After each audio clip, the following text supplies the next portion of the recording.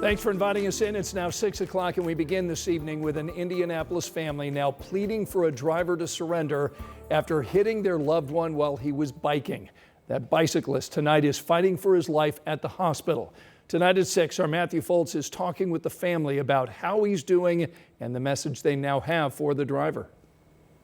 Outside Methodist Hospital near downtown Indy, loved ones of 28-year-old Jaylen Brown do their best to stay strong. So we're being very hopeful and optimistic. It's very touch and go right now. His oldest sister, Trina, says Brown is in the intensive care unit with around-the-clock care from doctors. Multiple brain bleeds, several facial fractures.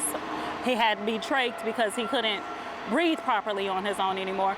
Someone hit him incredibly hard and left him there to die. Brown was hit while riding his bike Friday morning near Washington and Sherman shortly before 5. And I just knew something was wrong. His girlfriend Brittany tells 13 News she spoke to Brown shortly before the crash. He was biking home from work and was just blocks away from where they live. 6 o'clock, I woke up out of my sleep and I just knew something was wrong because it's not like Jaylen not to come home. He's a good guy, he's got good morals. It's now an issue safety advocates believe is getting worse. At this point last year, we were at 45, and now we're at 79. Eric Holt with IndyPed Safety Crisis has been working to improve bike safety on roads for years. He says Indy has seen 79 bicycle incidents this year. 29 of them have been hit and runs and 3 deadly. I really wish that, we as a city were doing more and we were doing more quickly to kind of try to get a handle on this. It's the same feeling Brown's loved ones have as doctors treat him. He is heavily sedated and on the vent, so there's really, at this point, just trying to control the brain swelling. And they have this message for the driver. To stand up and take the empowerment and claim what you did or help somebody claim what they did because like she said, Indianapolis is rough enough and it has to stop. Now they just hold on to hope that Brown can pull through.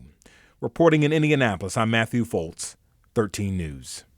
So far, IMPD has not released a description of the car that hit Brown. Now, as far as street safety here in Indianapolis goes, the Vision Zero Task Force revealed plans last week to reduce pedestrian and cyclist death and injuries by the year 2035. You can find some of those solutions they're considering right now. We've got it posted on WTHR.com and the 13 News app. We're getting new insight tonight at 6 into that triple shooting that left 2 men dead on the northeast side of Indianapolis. Tonight, police are telling us the shooting started as a robbery Saturday morning at the Carriage House Apartments. Detectives later discovered 2 of the victims were targets of the robbery. The third person shot was one of the suspects who died at the hospital. Police later arrested 2 men caught on camera leaving the scene before police say they started a chase that ended in a crash. And that was one of several shootings that took place in our city over the weekend. Another taking place at a West Side park where family members were gathered. A 36-year-old woman died, and tonight we are hearing from neighbors who heard it all happen. Our Brandon Schaff tells us what they saw. Well, here at Thatcher Park, you can see it's not really that busy, but it certainly was over the weekend when that family gathering was happening, and unfortunately, it turned violent. Local neighbors saying that's pretty unusual. When I grew up, Fred Buckingham lived in the same house on North Cole Street next to Thatcher Park for the last 65 years. He said that there was a shooting nearby last summer, but gun violence is rare there. Saturday was different when 2 people were shot at Thatcher Park, killing 36-year-old Courtney Haynes during a family gathering. He said that he thought that it was fireworks until he and his wife realized what was going on outside. I counted about 15 squad cars, 4 ambulances, and 2 fire department trucks in there. And so I said, well, there must have been something happened. And those neighbors said that it was really surprising that what was just a family gathering here at a park on a Saturday evening became so violent. But for now, reporting here at Thatcher Park, Brandon Schaff, 13 News. Tonight, city leaders are weighing in on this violent weekend. IMPD Chief Chris Bailey saying in part, we are better than this. IMPD officers will continue to do their part, but we need our community to stand with us. Mayor Joe Hogsett also commenting tonight, saying the city remains steadfast in our life-saving and life-changing gun violence reduction strategy. We are keeping a close eye on Live Doppler 13 tonight because we have seen some rain and some thunderstorms that will be impacting across central Indiana. And Sean, a couple of those downpours really left a lot of rain. Yeah, parts of Monroe County, over 10 inches of rainfall in the last 24 hours. Wow. And I know you're probably thinking, what? Yeah, right? That's kind of how these downpours have been here. And yeah, we're back up to 90 degrees, Scott. We're sneaking one in before this front comes through here tomorrow morning. Downpours in progress. These are not severe. They'll be impactful. They're quick moving right now. And then we've got a severe storm that has been allowed to expire. This is really just the theme of what's going to be happening here. It's hit and miss right now. You still will have a lot of dry time in spots here this evening. Heat indices well into the 90s, almost at 100. We're looking west. So this is going to be a complex of thunderstorms that's developing along the front that will knock down the muggy meter late tomorrow afternoon and for a couple of days. Here it is by midnight. This thing's going to cut through the central portion and southern portion of the state. It will definitely have flash flood rain rates with it and potentially some 50 to 60 mile per hour gusts. That will be an overnight situation. So this may wake some folks up by tomorrow morning. Then we'll settle the radar down for a couple of days. We got to talk about some July 4th heat too ahead in the 7-day. All right, see you in a little bit, Sean. Thanks so much. Tonight it appears another death row execution could take place here in Indiana yet this year. That's despite the state not having any of the execution drug on the shelf. Our Rich Nye's in studio tonight to tell us what happens next and the man who now awaits an execution date. Rich? Well, we thought that the governor had put a pause on executions in Indiana, but now he's clarifying that he just didn't want to waste money on unused lethal doses.